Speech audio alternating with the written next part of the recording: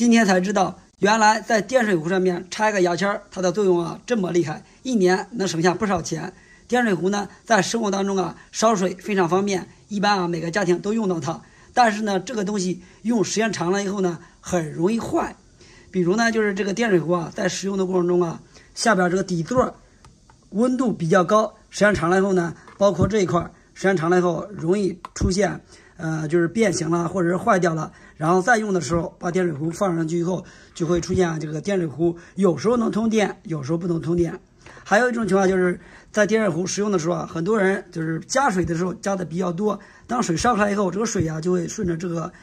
流到下边的底座上面，时间长了以后呢，上面的底座也容易出现问题，比如说上面有污垢以后，接触不良，也会出现就是有时候能通电，有时候不能通电。遇到这种情况怎么办呢？其实我们可以在上面插一个牙签就可以解决这问题，没有必要再去花钱去修上面这个底座了。首先呢，我们先用一个这样的牙签，然后呢，操作的时候，然后再找一个这样的棉纸，然后把这个牙签啊，把这个纸缠在牙签上面，给它缠几圈。我们来看，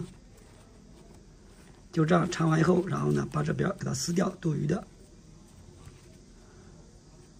就这么多就可以了。然后下一步我们来看，接着呢，在这边喷点酒精，不能用水啊，一定要用酒精，因为这个酒精啊，它是可以有一个很好的挥发作用。我们在处理之前，一定要记得把上面这个插头给它拔掉，一定要记得先断电。接下来呢，我们把这个牙签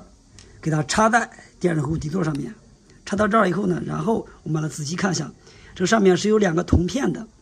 时间长了以后，这个铜片上面就会氧化，或者是有一些接触不好的地方，我们把上面这个污渍给它清理一下。清理干净之后，还有一种情况就是这个电水壶使用的时候啊，它温度过高，然后它也容易啊往下面变形，这个金属贴片弹不起来，或者是弹起来后这个高度不够，有时候也会出现通电，有时候不通电。这个时候呢，我们用牙签到最后把这个